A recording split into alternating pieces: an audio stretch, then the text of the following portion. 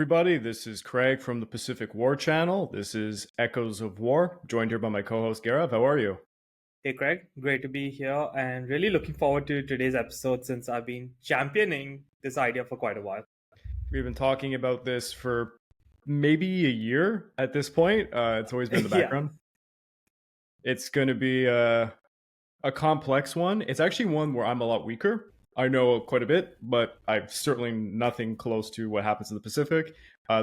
Based off the title of whatever we'll call this episode, this is going to be part one in a series covering the Battle of the Atlantic. And I really hope people are going to enjoy this one. We're going to have a lot of maps, especially of the convoys. We're going to have a lot of figures with bios. So there's going to be portraits of them. So if you like, please check us out on YouTube as we try to make this more of a visual experience. And before we start, just want to say, if you'd like to further support the channel, please consider joining the YouTube membership. And a big thanks. I've had a few people join up recently. So it's starting to grow, that's great. as well as the Patreon account, which is significantly larger, mind you. But both are identical, same price for everything, same experience. You get access to the exclusive podcast series. I'm going to be making episode 39 pretty soon, so a poll is going to go up as to the subjects I might select. Get early access to all the content I make, and like I mentioned, we do monthly polls, and you can even comment any type of subject matter you want me to cover. Doesn't have to be the Pacific War at all. I've covered various different history things, fantasy like Lord of the Rings, and I'm hoping one day someone's gonna let me write something in sci-fi. We'll see. But yeah, Star Wars Legends incoming. it would only be Legends. I'm not touching anything of the recent stuff. It doesn't exist. I mean, I've literally been listening to the audiobooks of the X-Wing series. Nice. I want to get the audibles for the Thrawn trilogy because I only read it when I was a I teenager. have them. I have Yeah. them. That's the best. That's my favorite of all time. I mean, I think everyone has championing that. Like that should have been episode Outbound 8, Flight. 9. Should have Yeah. definitely go for Outbound Flight as well. Okay. Episode 7, 8, 9 should have just been the Tron trilogy, whatever. Sorry, the Thrawn trilogy. I said Tron there. But we're going to jump into it. This is the Battle of the Atlantic. And, well, take me hostage, Gareth. Thanks, Craig. As we can see, while this particular figure is not going to play a role too much in today's episode, but he's one of the greatest escort commanders of World War II, Commander Donald McIntyre. And like him, there will be several other great commanders, corvette captains from the Kriegsmarine, the admirals from both navies, who we will be talking about. The Battle of the Atlantic, you could consider as the longest single campaign of World War II. It started right at the outbreak of war in September 1939, continued right up to the final surrender of Germany. And it was the tonnage war. And despite not having any really massive battle engagements like you would see in the Pacific, you do have a few scraps between capital ships.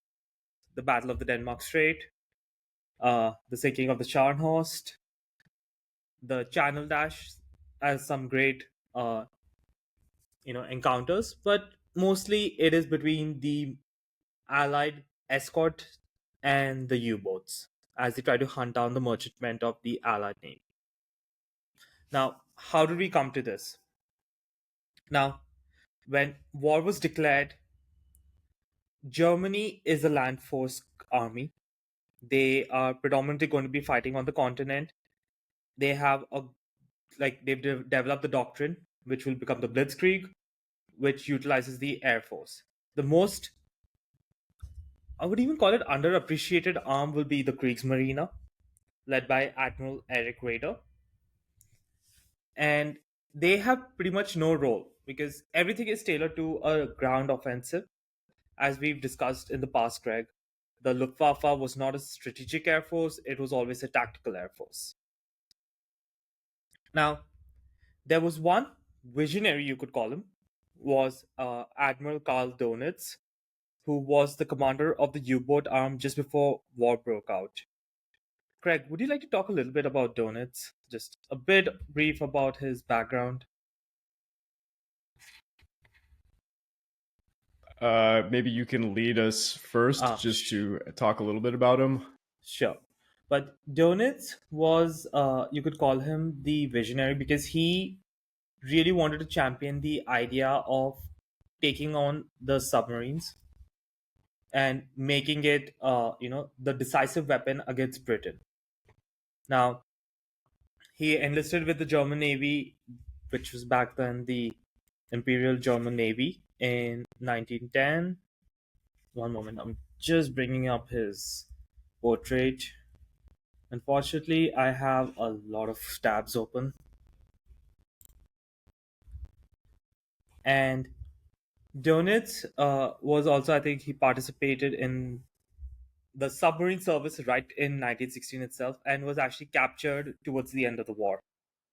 Yeah, And he had started in World War One. He served on some cruisers and some torpedo boats, but then he ended up transferring to submarines. And by 1918, he had commanded the U-68, and he was operating in the Mediterranean. where he was, the vessel was scuttled and he was captured. Now, the Treaty of Versailles forbade the construction of submarines, but Germany had already circumnavigated that block, oh, well before its restrictions were removed. And by 1935, Eric Rader, who is the commander in chief of the Kriegsmarine, is pushing Donitz to rebuild this arm. However, here's the problem: Donitz is not getting the backing of Rader and Hitler in terms of resource allocations. They are still hell bent on the Z plan and the big battleships and capital ships to combat Britain, right? Like how Admiral Tirpitz envisioned it uh, decades ago. Donitz wanted to sink Britain economically by strangling its supplies through a large U-boat arm, and throughout 1937 onwards kept pestering the top brass that I need 300 U-boats, I need 300 U-boats.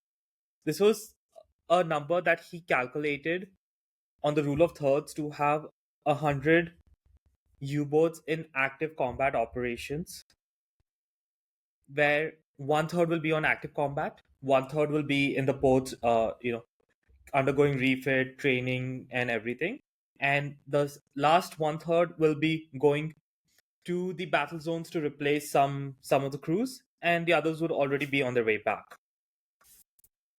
This was his hope, and wanting to sink around 500,000 tons of shipping a month, which was to bring Britain to its knees.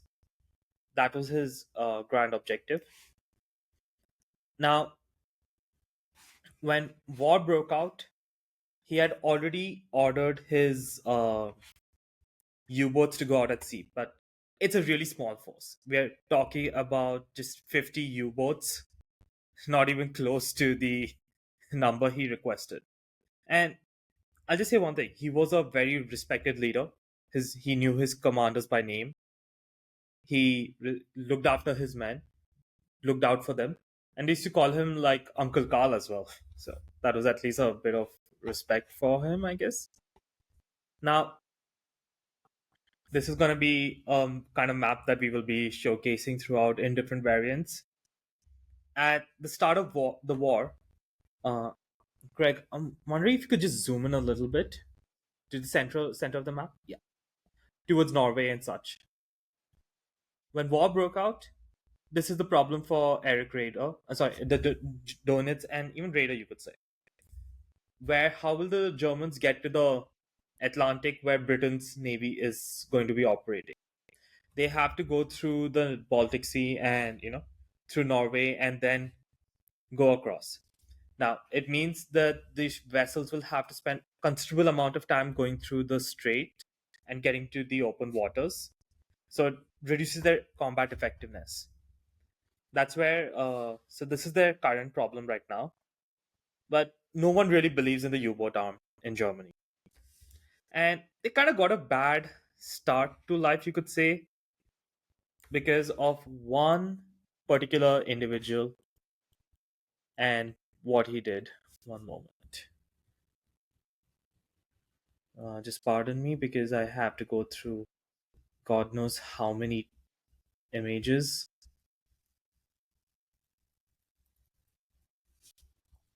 But this was the SS Athena. It was sunk just shortly after war was declared. It was a passenger ship that was sunk about 200 miles or so, approximately, northwest of Ireland. It was sunk by the captain of a U boat, and that was a certain Fritz Julius Lemp, a very important figure for the outcome of the war, you could say. And this ship was actually sunk in error. He misidentified and fired on the ship, even though at this time there was no unrestricted submarine warfare in effect. So you're not supposed to attack any civilian ship. You can only attack merchant ships, you can only attack military vessels. And it caused a huge public backlash because literally it's just hours after the war's been declared and already a passenger liner has been sunk. And the Germans kind of like hushed it over internally, with even uh,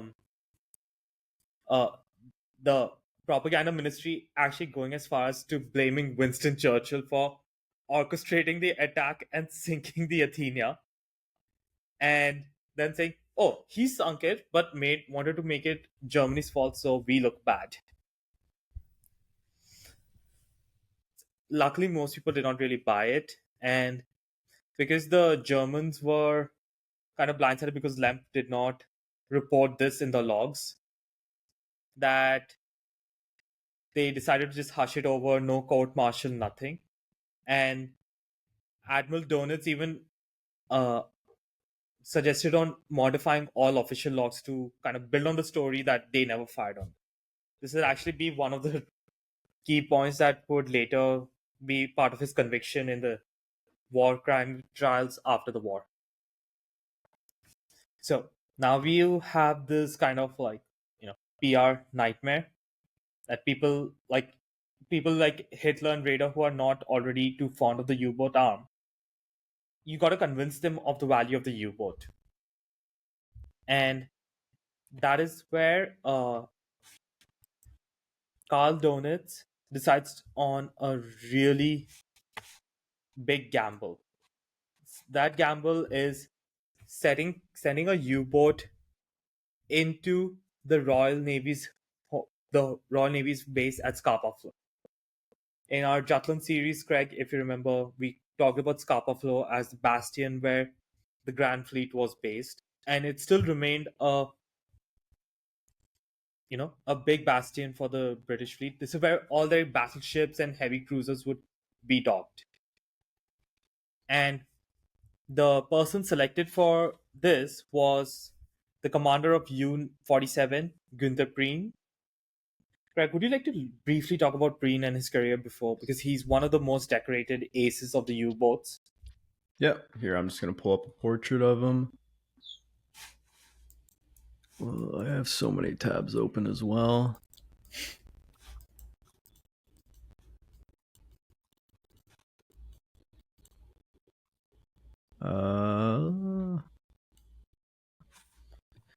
Here, I think this is him. Yep. Perfect. I just wanted to make sure because I have way too many tabs open. So, Completely understandable. he was one of the most celebrated U boat commanders during the early years of World War II for Nazi Germany. He joined the Kriegsmarine in 1936 after serving in the Reichsmarine, qualifying as a submarine officer. Prien quickly distinguished himself through aggressive leadership, meticulous preparation, and a keen sense of tactical opportunity.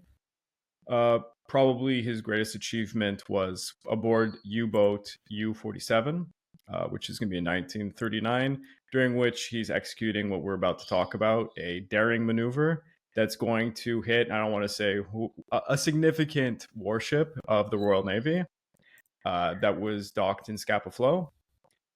He was taking part in which was essentially a small raid, but it very much shocked the Royal Navy what was the outcome.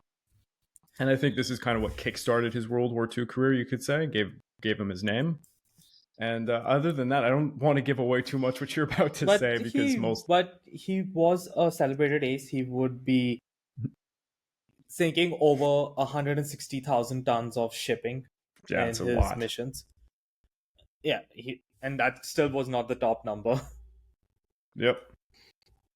One moment, just get a small image of Scapa flow. Not perfect.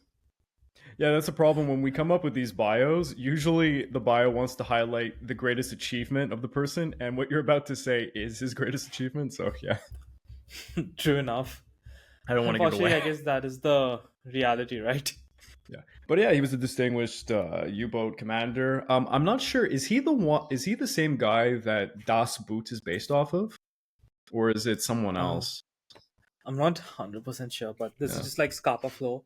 So this Yeah. kind of gives you an indication of what kind of a naval fortress it is. I think that's the proper term. All your battleships, aircraft carriers are going to be here. So that means that destroyer groups is going to be operating from here as well. So it's a base with 40 to 50 ships because Britain at this point is unbelievably powerful in naval terms. It's not even close. Even like at the start of the outbreak of war, Britain has 15 battleships and battle cruisers to 5 of the Germans. This is including the Bismarck and Tirpitz, which are still under construction. So they're not yet operational, but they're there. Britain has 7 aircraft carriers, none of the Germans. 66 cruisers against 9 of the Germans. 66 to 9. And destroyers, Britain has over 184 compared to 22 of the Germans.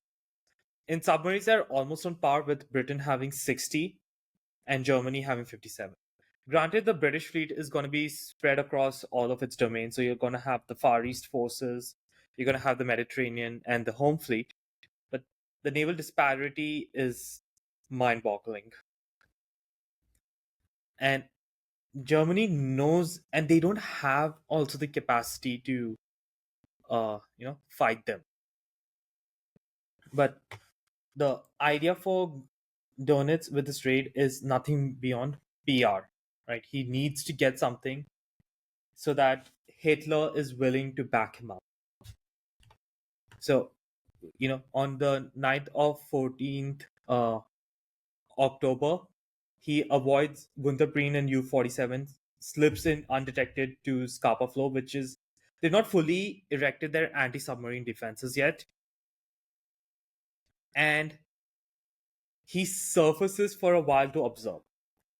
An interesting note, which I think people may not really realize about the U-boats, they're not true submarines. They cannot stay submerged for extended periods of time, and a lot of their sailing actually happens on the surface. Given their very sleek silhouette and just the coning tower and just maybe the top of the ship being visible, it's still pretty hard to spot, even by the many Allied aircraft that would later roam the Atlantic on recon missions. Sorry. So when he approaches, he surfaces, at he says at 2200 the Orkney navigation lights came on for 30 minutes, which allowed Preen to fix his positions, and he and his men, dived and observed ships to know their position and where they would be. And he then decides to select one of the battleships, which is one of the Revenge Rodney class battleships from World War One, HMS Royal Oak. So it has a lot of uh, you know prestige to it, right? Because the Black Shoe Club, as we've discussed in some of the Pacific Wars, and the the big nature of a battleship, the prestige that came with it, it's still there. And he actually thought he was attacking 2 battleships, but the other was unfortunately a seaplane tender Pegasus, not a battleship. And at the night of 15th October, at 55 minutes past midnight, he began his attack, which ended approximately half an hour later. firing 7 torpedoes, some of which were, failed or ran wide of target. Because the further north you go, the magnetic distortions really hamper the German submarines at this time. However, the battleship was hit by a second salvo and several torpedoes and sank in 13 minutes. And Whew, 835 of its 1,200 man crew were killed that's or later died of their wounds. But in terms of a tactical loss, it wasn't really big, right? Because Britain has way more assets, but the morale was plummeting because also, I mean, hitting Britain's Scapa Flow seems it's impossible. audacious. Yeah. You because and the thing is, he escapes. It's not like the raid on Alexandria where the Italian human torpedoes crippled a couple of battleships. They were still caught though. This is he goes slips right into Scapa Flow, fires in the middle of it into a battleship, and escapes. The German PR machine no doubt milked this, and this elevated the U-boat standing in their armed forces. And for Britain, it was so bad they actually would abandon Scapa Flow until March of 1940. Now, next major operation, because right now they are sending out ships, is going to be Norway. So this is in the build up to the invasion of France. And this is where Eric Raeder and the Nazi High Command order the U-boats to support the invasion, which Donitz and all of the guys protested heavily because they were like, this is an absolutely stupid idea since the narrow fjords are not going to allow us to maneuver, and there were known issues with the German U-boat torpedoes. The it was also even called like a torpedo crisis. So it wasn't unique to the Americas that they had really bad torpedoes. Even the Germans were facing the same problem. I was going to say, at least the Germans seem to be acknowledging the existence of a problem. Yeah, they did at least start rectifying it right away, but it takes time because torpedoes are very expensive weapons of war. And the biggest issue was they were the failure of the magnetic pistol of these torpedoes, where they would have a magnetic influence exploder, which was once it connects is gonna detonate the explosive within the warhead. And a lot of the times it actually detonated prematurely. Keep in mind, like the commanders will have to probably calculate the distance and speed, heading, everything of their target, and then set the torpedoes. And if it explodes prematurely, it's gonna do nothing. Or at other times, it would just not even explode. So it's just basically a dud. And the further north you went in terms of the latitude, the worse it became because of the stronger magnetic influences that were exerted. So in the Norwegian campaign, it was just a horrendous time for the crews. And another major problem which was there is the depth issue. Usually the torpedoes are programmed to run at a certain depth, like say 10 feet or 20 feet, whatever that number may be. Despite programming it for a certain depth, they would actually be running even below that. So chances are they could just sail completely underneath the ship. So that was like the big issues with the torpedoes at this time, you could say. And at the turn of 1940, right? So this is also before the Norwegian campaign. The U-boat crews have also taken losses. Out of 50 U-boats that were available, they've lost almost 10 to combat. It's a pretty big blow. And if we consider the rule of thirds that I mentioned earlier, it means there are only 12 to 13 U-boats operating at any given time across theaters, which is nowhere close to the 100 number that Donitz wanted. And Thanks to I Raider. yeah, and I think this is like a great instance of how bad the torpedoes were for the Norwegian campaign. HMS Warspite, a British battleship, was present in the campaign from the Allied side. The U-boats fired about 14 torpedoes at her,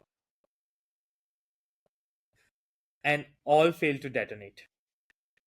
A similar number were also fired at the nearby escorts and transports of the Allies. No losses recorded. And this, no doubt, also conversely destroyed the morale of the German U-boat crews, because what's the point, right? You can't have the U-boat duel with a battleship with the surface gun. But after this, we have the situation of the Battle of France, right? Like after the Battle of France, you could say. Right now, because this is when there's a drastic shift in the war. This is called the happy time.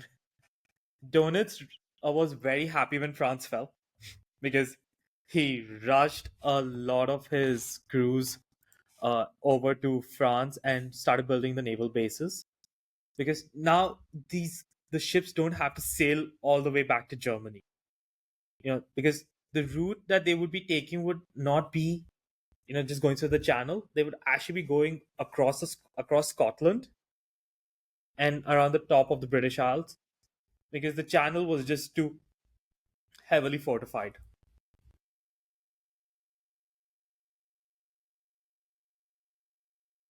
And one of the biggest issues Britain has at this point is good. Yeah.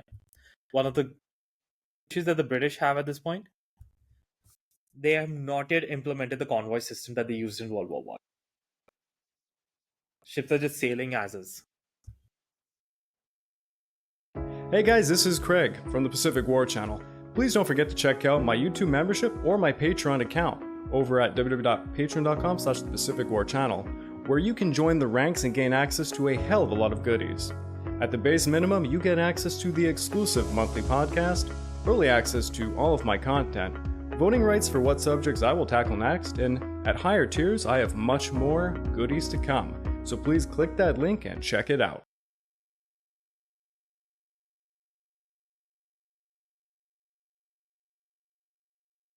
Oh, sorry, folks. Just having a bit of connectivity issues. Gareth will be back in a second. Engelbert Endras and Victor Ornen are some of the great aces, with Shepka and Otto Kretschmer being some of those that actually sank well over 200,000 tons of shipping. So that was a lot. And interestingly enough, this is also where the Wolfpack starts coming in. Donitz realized if he needs to try to convince Hitler even more to allocate more steel production, he needs the PR. And he was pretty good at that. When U-boat captains would be returning to the French ports after a very successful patrol where they would be sinking merchant ships, he would be there, the media cameras are ready, and he'll be like, shaking hands, popping champagne and everything to get the image out there of the U-boats, right? And he also pioneered,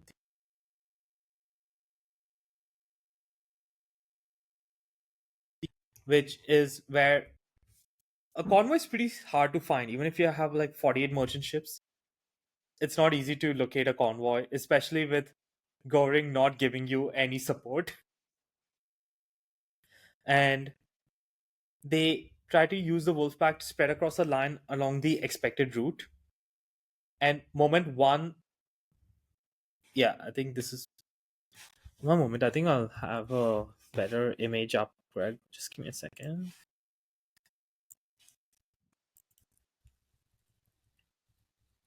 There's also this map that shows the general area of which operations are taking place for everything.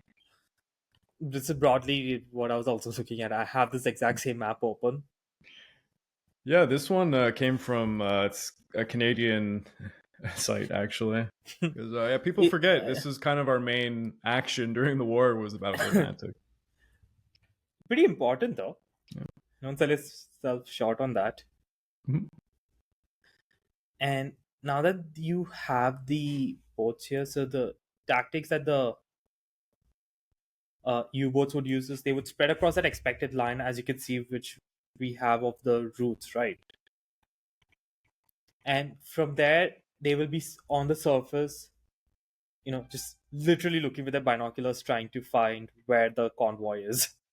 That's pretty much what it was. And then when they would find a convoy, they're going to radio in other U-boats, and then they would be moving in. Now, this coordination allowed them to improve their chances of spotting an allied convoy, but it actually also increased their chances of being detected. Because the increased radio traffic, the British realized that that could be an area where there's a concentration of U-boats and would be able to route convoys away from them.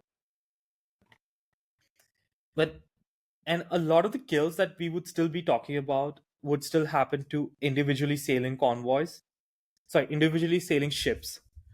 And there's a reason we still have individual ships, and that is thanks to now Prime Minister Winston Churchill.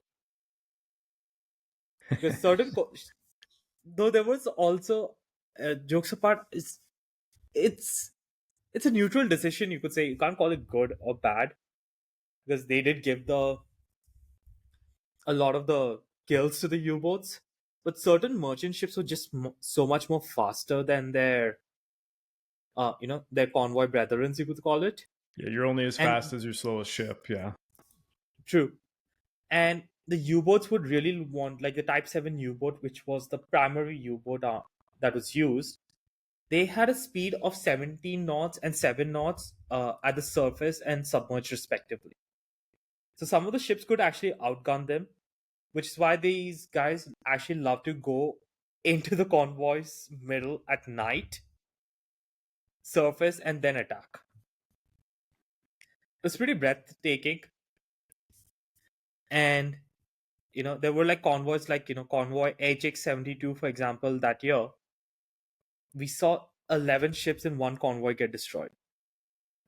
And one of the reasons they were so successful for the first happy time was the lack of British escorts. Do you know why there were no British escorts at this time? Why? They were still fearful of a German naval invasion. Hmm. Operation Sea Lion, even though Air Marshal Hugh Dowding had been doing a bang up job of denying the air superiority, it was actually like a few people like Admiral so- I keep forgetting, like Fraser Forbes. Forbes is Charles Forbes. Yeah, Admiral Charles Forbes, who is currently the commander in chief of the Home Fleet. He argued consistently that we can dispatch ships to come and support the British merchant ships. He said there is no way in hell we will not know the German invasion is imminent with at least a 24 to 48-hour warning. And that's more than enough time to recall a lot of the escorting destroyers. Keep in mind, destroyers are designed to be the primary anti-submarine ship, but they're just Mm. also just a good general purpose ship. But in So his hindsight, it's absolutely insane that they would even contemplate that the Germans would have the capability of doing Sea Lion, because it, they would it, it have to was just know fear. paratroopers can't pull this off. Well, I mean, they don't have Vespas with anti-tank guns.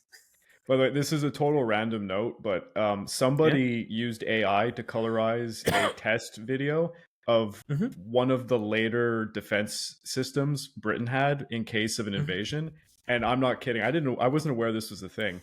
They had these extremely large flamethrowers that could shoot like 200 yards. It was insane watching this video how far the flame could go. They would have incinerated these paratroopers. It would have been And horrifying. and as Admiral Forbes said, there's no way they will not know, at least with a 24-hour warning, of Of the course. German troops getting ready.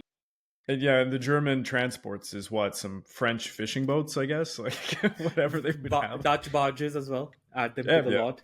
of course. But that was the reality. So he said we can dispatch it, and ships will still come back to help us. We are not going to be protected.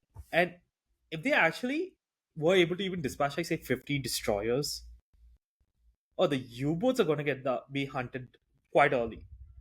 It's actually interesting that we always think of the U-boat as they have that myth in our head, right? As the silent killer, that predator from the shadows, when they were actually even bigger prey than the merchant ships, as we will see in 1943 onwards. Oh yeah. And it's just crazy to think that Britain could not even spare ships. Because even if you account for the losses of Dunkirk, this was the strength of the the navies in the summer of 1940. Okay, But the key word is it's the operational ships. It's not including losses and under repair or construction. I would just note one thing.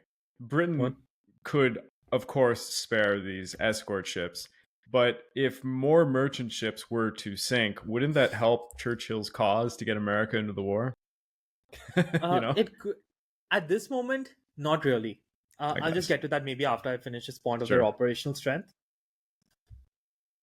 The German Kriegsmarine operational strength of the surface fleet: three cruisers and four destroyers. That's it. Yippee. The British home fleet alone was five battleships, one carrier, 11 cruisers, eight destroyers.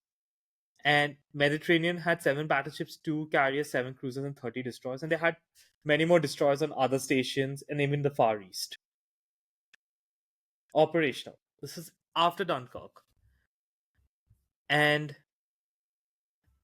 at the start of 1940, the Germans added 22 submarines to their navy.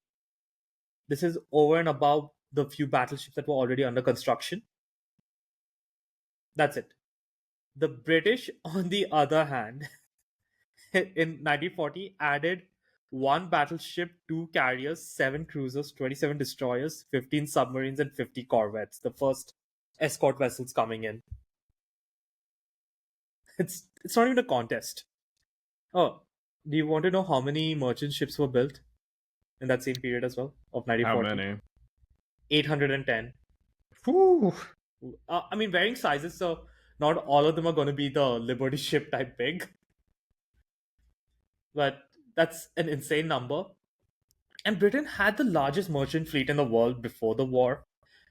And during the summer invasions, right, of the Nordics and then the Low Countries and sorry, and of France, a lot of those countries actually gave their merchant fleets to Britain. Yep, of So course. Britain actually has like over, I think, a shipping tonnage of over 18 million tons right now. My God.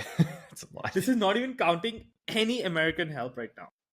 Yeah, yeah, no, the British definitely on the seas, they had this.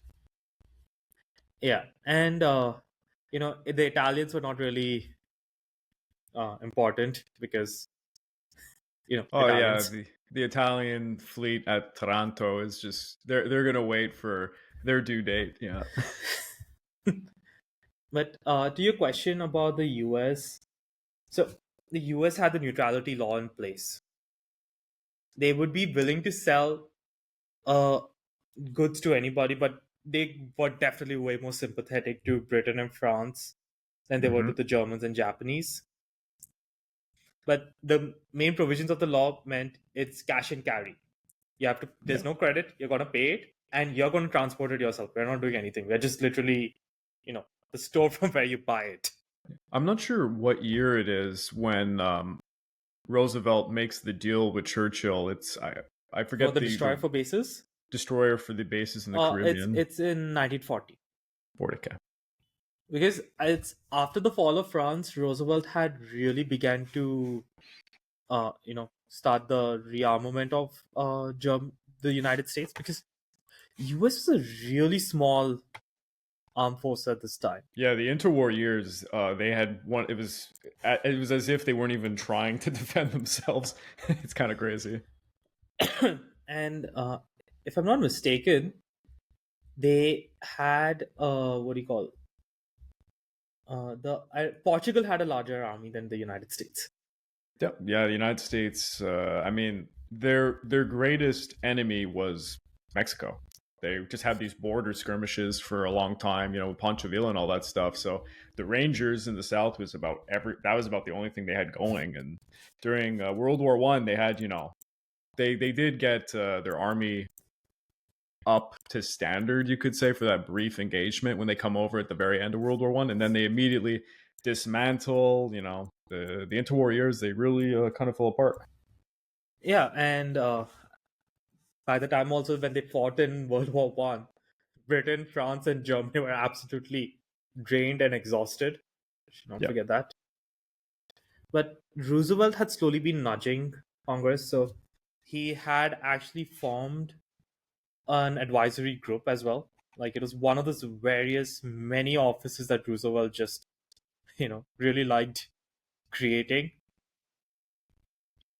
And I think one of the most important people that he would actually even appoint were Bill Knudsen, who would be the chairman of the Office of Armaments. Then that office would go through several iterations because right now they still have to navigate labor laws and everything. But he slowly started to push because these guys are the big industrialists are trying to start getting commitments from the the big companies, the subcontractors, and everything to start the manufacturing of ships, everything. And I think it was also in 1940 where one of the most iconic ships was designed in a collaborative effort between Britain and US. And it is this lovely ship here, the Liberty ship. The Liberty ships were actually designed by Robert Cyril Thompson. He ran a shipbuilding firm in the United Kingdom, and the idea was to go to US in September 1940 and get merchant ships built there, because at that time, because of the happy time and them targeting the individual merchant ships, Germany was actually sinking a tonnage of around 350,000 tons a month, nowhere close to Donitz's target of 500,000, but it's still enough to feel a pinch. the Japanese would have begged for that kind of tonnage. Yeah, it's it's actually like the even though with the losses and replacements, at in June 1940, Britain's tonnage was 18.9 million tons in merchant shipping, and towards the end of September, its net tonnage was now 18.8 million. It's not even amusing. Yeah, you can sink as much as you want, but if they just keep producing more, eventually. Yeah. So it's actually like Robert Cyril Thompson finally gets approval of a design that he has put, which would form the foundations for the Liberty ships. And this would be a ship that would be carrying 10,000 tons of cargo.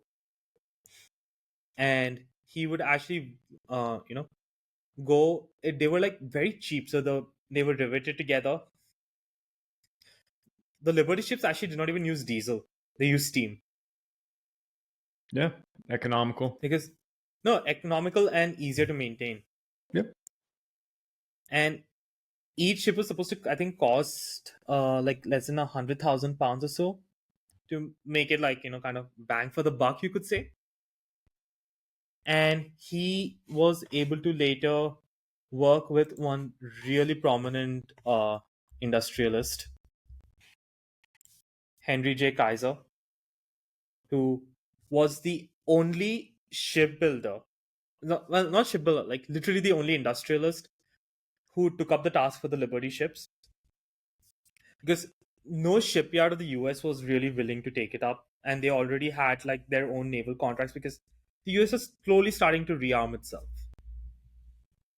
And Kaiser in late September and on of 1940, he is working to create his own shipyards in the six ships company, and later they would optimize it so goddamn much. I think the record speed for building an entire Liberty ship later in the war, I think it was 15 days from That's scratch to finish. incredible. Yeah, that's incredible. I, I know at peak production, and I think one shipyard was run by his son, and one was run by his one of his, you could call him like a right hand man, and those guys kept competing to outdo each other, like who could build a ship the fastest. I think at one point it was three Liberty ships being launched every 2 days. You just can't compete with that. Yep. But I now back to from doctrine and everything. One of the reasons Donuts' plans would to starve Britain out would never succeed was actually Britain's own food program that they launched. Unlike France, which did not start rationing at all, Britain actually started rationing its population by September 1939. Because they had the experience of World War One, they knew what And to expect. and not to mention France just really did not want to go into any. They were like politically unstable. Yeah, that's like a something people don't talk about enough is even at the very end of World War One, like France almost fell to communism. It's incredible how messed up their political scene was. Actually, what's messed up is in the interwar years, Britain had 8 prime ministers and France had like 33 different prime ministers Yeah. in 20 years. Yep. So Britain would actually be, growing its own food. The Dig for Victory campaign was one part of this, and they were actually way more practical about going through with this plan. Now, I'll get into more details maybe in the second episode, but they focused on high yield crops, provided farmers assistance, and instead of appointing the government ministries to oversee everything, they the government ministry of food production would actually work with local farmer groups because those folks would actually know the soil, terrain, everything, all the nuts and bolts of what you dirt and weeds, I guess, for So you would equivalence say that parlance. the government would allow those who actually know how to do anything? The government would work with councils, and these councils have prominent farmers from the regions that are appointed, and these guys will then work with the local farmer. Britain actually even got Ford to build a factory and just produce cheap tractors, which they then distributed to all these farmers to improve mechanization. And the farming group was also like protected. So the people who worked in agriculture were actually exempt from Britain's conscription because you were doing an essential work, and they had a bigger fuel ration as well. But I'll just tell you this. In 1942, while everyone else was starting to cut rations per person, Britain actually increased it. That is the effectiveness it would have. And it also was, again, because during World War One, Britain was nearly starved out before the United States, Mhm. began financing increasingly every year everything. So Britain knew that that was what could knock them out of the war. True. And they went about it the right way. You have to Yeah. give that. Even Germany had like these agriculture commissions to improve the productivity of their farmlands, but it did not really work as well. Whereas here it worked because you work with the correct people. I Now, mean, Greg, for Germany, they literally had to like change Operation Barbarossa so they would manage to take areas where, like, especially in Ukraine, for the agriculture, because they had to feed their own the population. They were that it is supposed to be the screwed. breadbasket. Yeah. All right, I got to ask you to introduce do you have Otto Kretschmer up for an introduction? Because I want Yeah, to introduce him for a certain someone else as well. here we Would are. you like to talk about him? Yeah, so I actually had not heard about this guy before you brought him up when you told me to look up a little bit about him. So he was one of Nazi Germany's most successful U boat commanders during World War II, and he had earned the nickname Silent Otto for his effective stealth and devastating patrols. He had joined the Kriegsmarine in 1935, and he qualified as a submariner, quickly gaining experience aboard U boats. And he would be essential in the expansion of the U boat force. Kretsch's leadership style was, meticulous. He was very bold, and he had a keen sense for tactics, especially when it came to evading Allied escorts. On one of his first war patrols aboard the U-96, this is in 1940, he demonstrated proficiency in wolf pack tactics and long oceanic patrols, and he rapidly built up a formidable combat record, achieving, several high-profile sinkings and consistently accumulating tonnage. He was very good with reconnaissance, and he was very patient when he was tracking convoys, not loose with the trigger, but overall still aggressive and very disciplined. Yeah, Honestly, most of his career comes down to 1940, 1941 when he's doing a lot of his work. yeah, before he gets captured. But Mm, he sunk 273,000 tons worth of ship. wow, It's the verified record. I don't think anyone stopped that. that's insane. Yeah. Uh, the reason I brought him up is in late 1940, like many heroes from the Luftwaffe, the army, the Kriegsmarine's own what do you call heroes, which were in this case the U-boat commanders, were sent to meet Hitler, Goring, get an Iron Cross, Knight's Cross, the diamond leaves and oak leaves to their medals, right? Otto Kretschmer was actually sent to meet Hitler. And I also have to point this out. Most of the submarine crews despised Hitler. Of course. No, actually, except Gunther Preen, because he was actually a party guy. Most of them, I think, also just came down to their personalities. Because Hitler did not like smoking, so you can't smoke in the presence of the Führer. And you can't eat non-vegetarian. Hitler was a vegetarian. And for can you imagine for a submariner, this is like scandalous. I mean, Hitler, as I've come to find out recently, Hitler was quote unquote a vegetarian, but before his doctor got involved, he was actually more of a cake-atarian. He just ate cake all the time. uh, you're talking about that famous doctor who gave him like bull semen, rat poison, and meth Yeah. and Well, coke.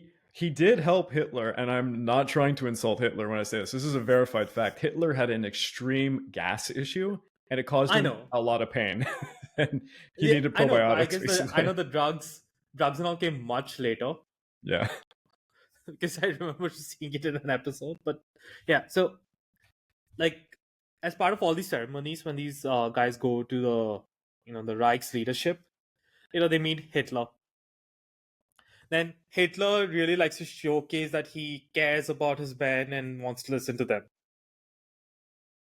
Now, I don't know how effective it was, in all honesty, because most of the guys just really despise the leadership.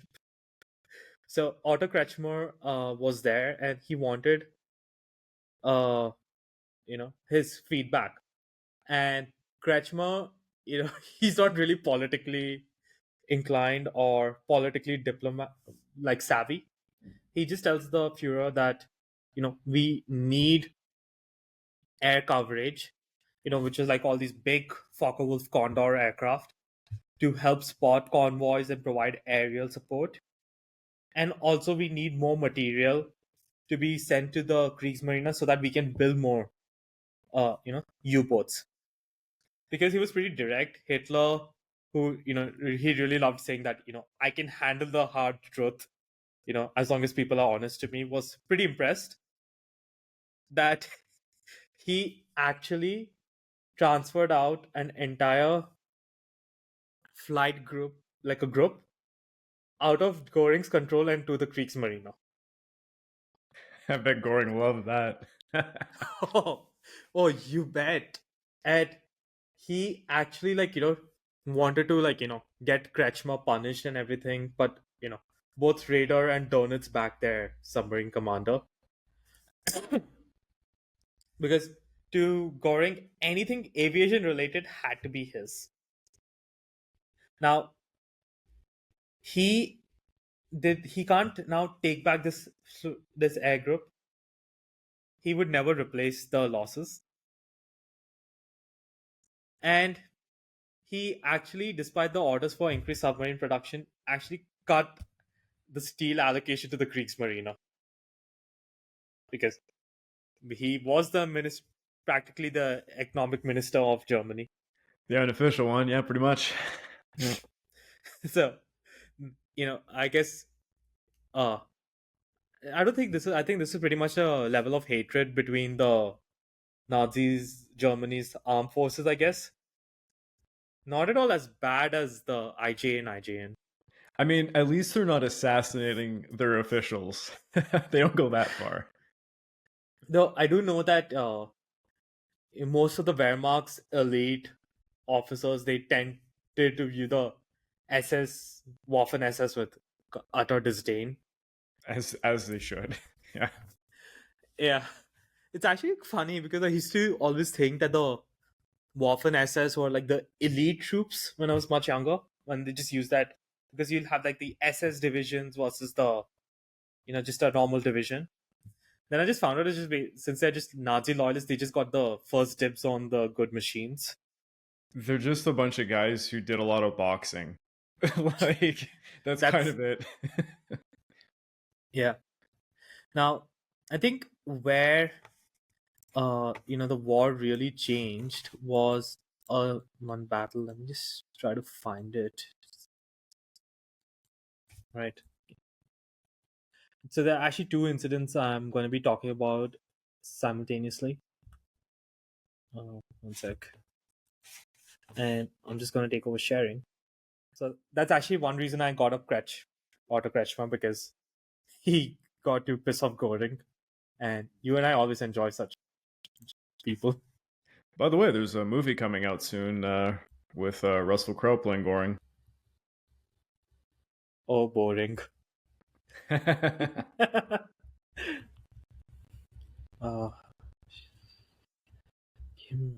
no, sec. No, that's. So I'm gonna, because I'll have to switch it. Actually, I could also use this to introduce some other things as well. Now, by 1941, the happy time is coming to an end because the shipyards of Britain and Canada are now pumping up something very important, which you can see here: the corvettes, like the flower class corvettes. These were horrible seakeeping vessels, but very durable and pretty good at protecting convoys and offering that coverage. So these would be like, the main units that would be fighting the, what do you call, the U-boats. And as time will go, right now they just have like basic sonar and depth charges, which is their primary weapons to find a submarine and combat it. Later they're gonna get Huff and the Hedgehog. I absolutely love the Hedgehog, but that's a innovation we'll get into episode 2 just to be a bit more time appropriate. And these corvettes are gonna play quite a big role because sometimes if you're even crazy enough, you could ram it. It's not like they may not always survive it because a destroyer could, but not these guys. But pretty bad for the winter months. I was reading an extract. One corvette in the winter months of the Atlantic, it was being buffeted badly, and one of the crew members was sick. And I think the infection got so bad that the ship's doctor had to, decided he has to operate, and there's not enough time to get him back to base. And they clear out a room. he starts it, and the ship is being rocked and he's being held down, but that doctor actually did not calculate the amount of anesthesia correct, and midway through the operation the guy woke up, Oh God. and then obviously the poor chap was screaming. And it is, I think, at that time heavy, winter gale hit, or like, the waves were much rougher. Wasn't like really a gale per se, but the rough winds, and a large wave just went and buffeted that corvette. And because these guys had to stop the surgery because now they have to sanitize everything quickly, and a scalpel actually just went into the guy's opened area. And Oh, yeah. but these ships were not good seakeepers, but they would later become the workhorse. The reason I want to bring this up is this late March 19 uh early March 1941 is a massive loss to the U-boats. There was convoy OB-293. It's an outbound convoy. So these are convoys that are heading from Liverpool to North America. At this point, I guess it would be Halifax. And it was a convoy that was escorted by 2 destroyers, Wolverine and Verity, and 2 corvettes, Arbutus and Camilla.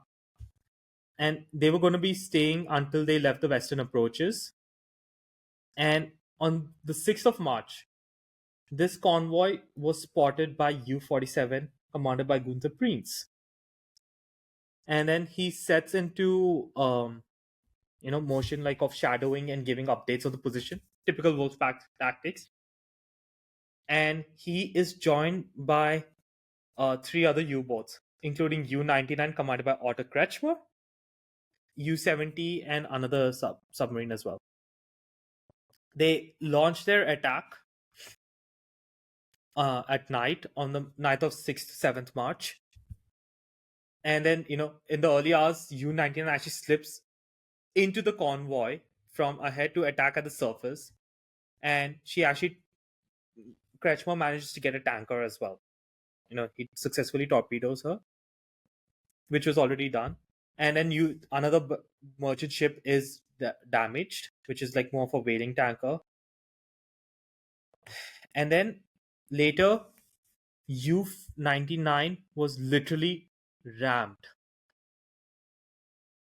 It was sunk, sorry, my bad. It was sunk by the Adelbark, which is one of the merchant ships, and Kretschmer was actually captured. Whereas U-47, during the convoy attacks, was engaged by several of the destroyers, which was, Wolverine, Verity, and it was also said the Camellia also all launched torpedoes. And we don't actually know if that was the cause for U-99's death, because everyone is assuming that the depth charges are what put paid to U-47. No one really knows that. But she never surfaced again. Could also be possible, like, maintenance issues. Though the Wolverine is officially credited as the one that destroyed U-47. There is now, since the 1990s, actually, the speculation is it's actually more of a diving issue, diving accident gone wrong, that actually destroyed the submarine. But, losing uh, U-47's commander, U-99's commander was a massive blow to the Kriegsmarine. In one battle, you've lost 2 aces. The Kriegsmarine, they never had a big pool of soldiers, or sailors, you could say. So the rate of replacement is very low. Donitz really never really was able to rotate them out as much for training. And this actually also, a few days later, that is on 15th and 17th March, convoy HX-112, which was sailing from Halifax to Liverpool, they attacked with 5 U-boats, and that included Jody Shepka and Fritz Julius Lemp in U-1110. Shepka was also a very good ace of the U-boat arm, and in that battle, Commander McIntyre, who I alluded to at the start, was the best escort commander. I think I read that of the merchant ships he escorted, only two were ever lost under his command, and he escorted over 1,200 merchant ships.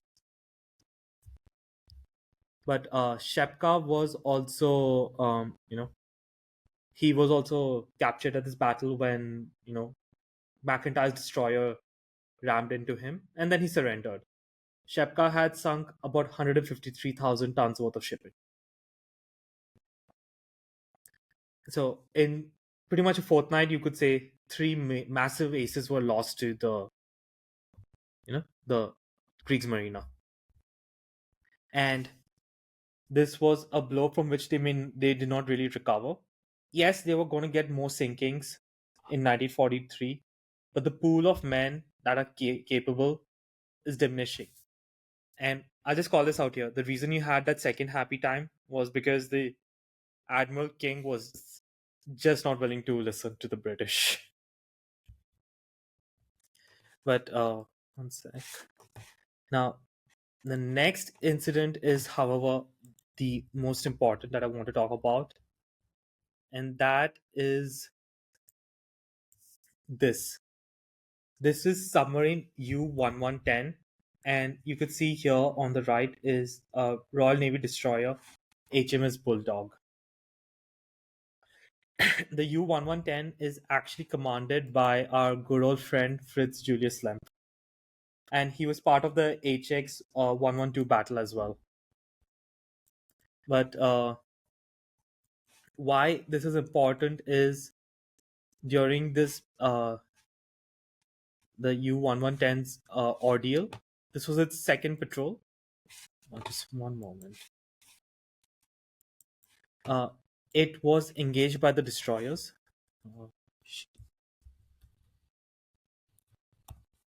And during that battle, this was a Type 9 sub U-boat, I might add, it was damaged, and the destroyer HMS Bulldogs and Broadway would continue to follow it, right? And this was shortly after that previous battle, and this was in May 1941. Now, Broadway tried to ram it but missed. HMS Broadway. Then, realizing the ship was probably not going to last, Fritz Julius Lemp, and thinking it was going to sink, he gives the order to abandon ship. And it's actually a kind of sad thing, because as the crew escaped from the conning tower of the submarine, they were actually gunned down by gunners from the two British destroyers. And, many drowned as well. And this is actually because the British had believed that the Germans had planned to use a deck gun. So that's why they opened fire, because they actually thought that these guys are still in active combat. When they realized that they were not going in, they actually stopped. Now, as these guys are swimming towards the British destroyers to be picked up, Lemp realized that U-1110 is not sinking. It's pretty critical that anytime you scuttle your ship, you ensure all your secret material is destroyed, or the enemy cannot get their hands to it. And he swam back to try to go and initiate that destruction of the submarine from within. He never made it. We don't know how. Maybe one German sailor testified that the British sailors shot him from the water, because this is definitely an individual that was moving against the flow of everyone else, right? Everyone is swimming towards the British destroyers, he's moving away. So it's a bit sus. Or another thing is that he could have just been completely exhausted by now and his body just gave up. The Atlantic is pretty chilling even in May. And regardless, he doesn't make it. And 15 of 15 men of U-110 were killed and 32 were captured. Then it is then HMS Bulldog leads a boarding party onto the submarine because it's a great chance for them to pick up some intel, and they get a gold mine of what they were able to find. They found an intact set of rotors and a machine of the Enigma. This is something like the guys at Bletchley Park would have loved so much.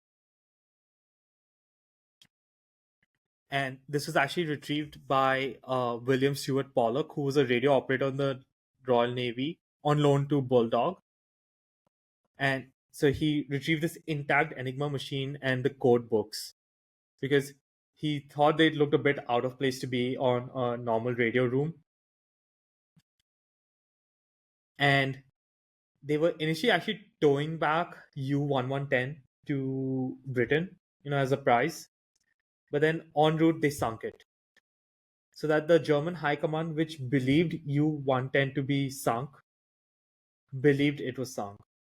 So they never realized that an intact Enigma machine was captured. And this would really be a huge, you can't even imagine what kind of boost it would have been to, Turing and all those at Bletchley Park.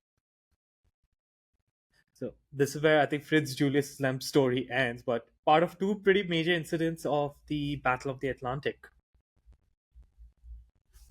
And around this time, while Britain is also, they are also learning, the US has stepped up its involvement.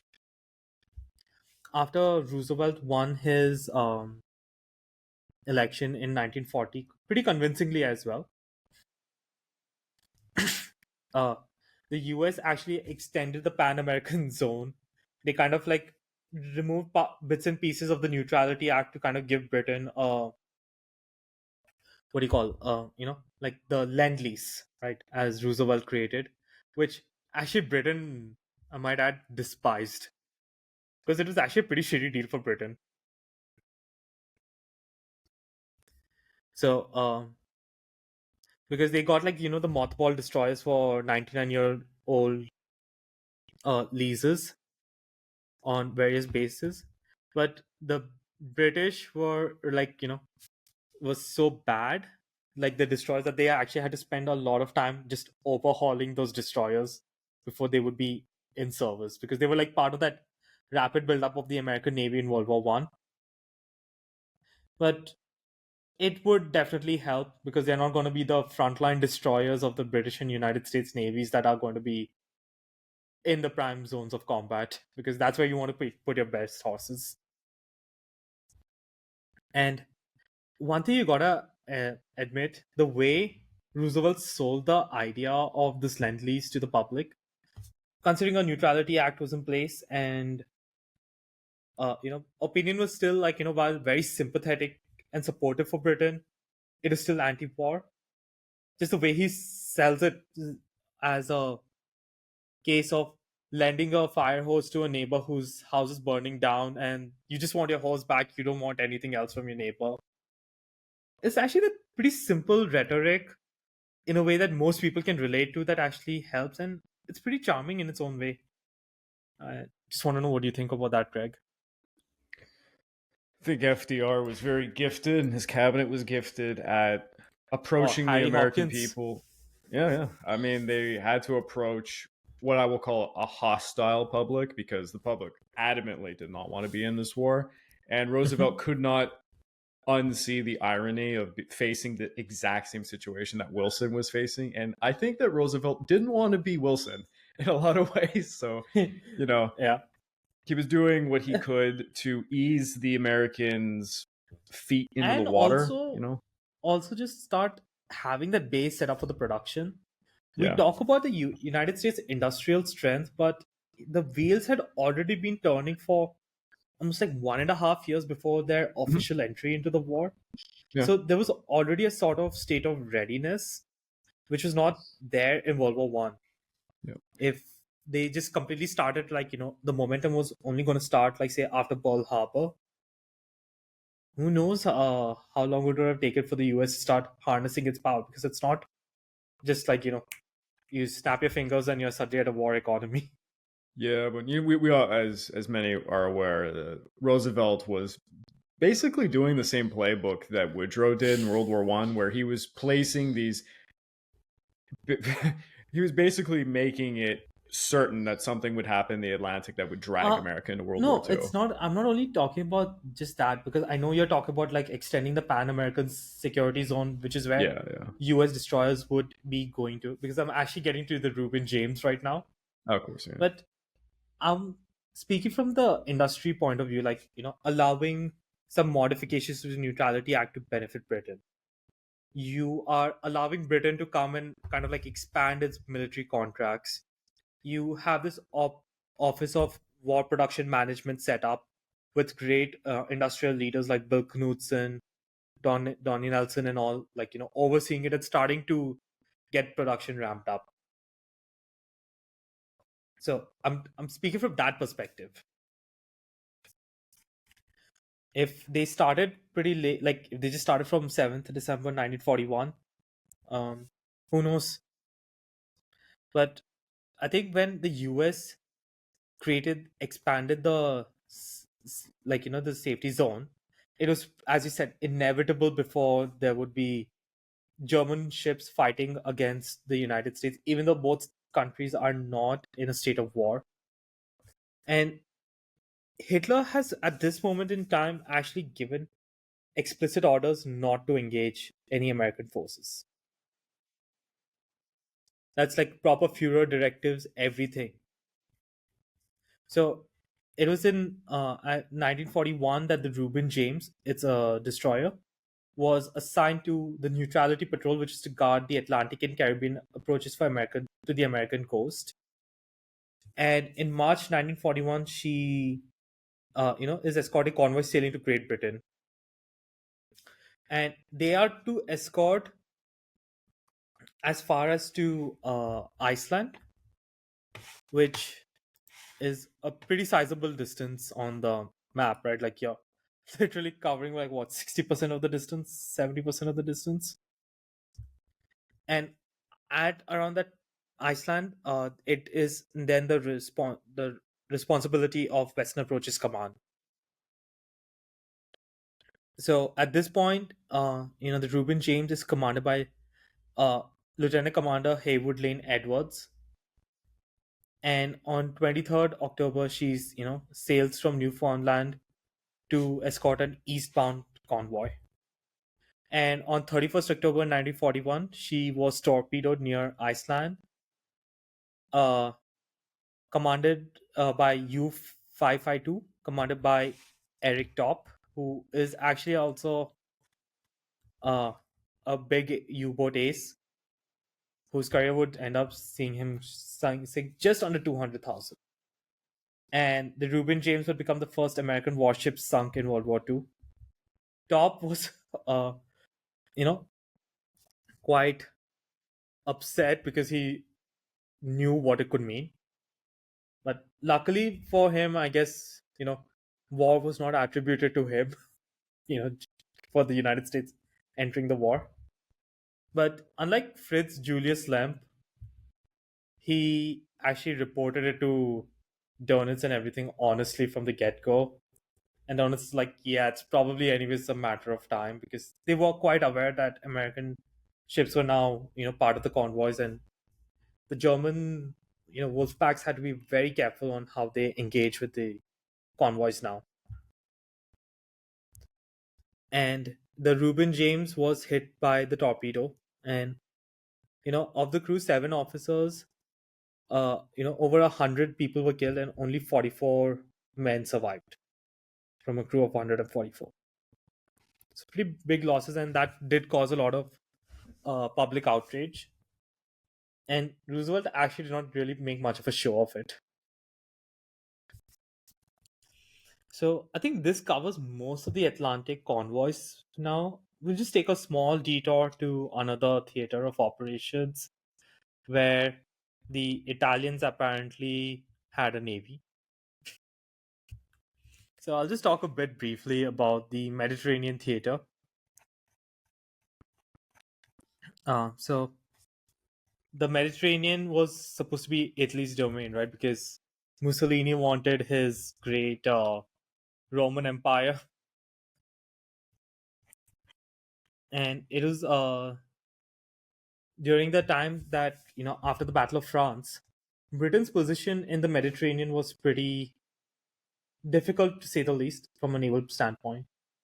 France was one of the largest navies in the world, and Craig, I know we made a lot of jokes about the Italian armed forces and weapons, but the navies at least had pretty competent ships, just not No, no, competent the officers. Italian Navy of World War II at the very beginning was formidable. Definitely Just could have probably done not from the stuff. crew's perspective, because the commander in chief of the Mediterranean fleet, Admiral Brown Cunningham, oh, that guy was aggressive and calculating. You want such a guy leading your fleet. The Italian, questionable, but and especially after the debacle at Mirza Al Kabir, there's absolutely no chance the French Navy is ever working with the British. Understandably so, because in all fairness, they said they are not going to fight for anybody, which is kind of at least fair. They did honor that promise. But this is where also our favorite island in the world gets involved, Malta. So, point after the declaration of Italy into the war, right, which we can definitely say was more down to either not wanting to offend Hitler or just them being very opportunistic. Malta was reinforced, right, which is this force of destroyers and submarines to operate. Because in the more confined waters, it doesn't really have much sense to have the heavy capital ships here. And U-boats had direct access. Right now, they are not operating, and it's only the Italian submarines that are, in this theater. And Italy had a pretty large submarine arm at the start of the war. I think almost more than double of Britain. But there's one big issue for the Italians in this ocean that the Germans don't have to worry about in the Atlantic: detection. If the weather is pretty decent, not even perfect, just decent, Italian submarines, even at a depth of 70 meters, can still be spotted by an RAF spotter aircraft. And we know how effective air power is going to be for the Battle of the Atlantic. And the same principle applies here. And some German developments were actually shared, right, in terms of intel of doctrines and everything. And the Italians decided to ignore the German advice, cost them 13 submarines. Mamma mia. And this was the time in early 1941. Yeah. Early 1941, the Brits actually have to deal with U-boats now operating in these waters because Hitler forced donate uh,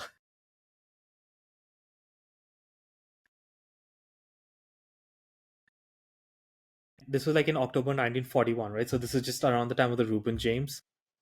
And if I'm not mistaken, I think it's around this time Rommel also is going to be joining the North African theater. So,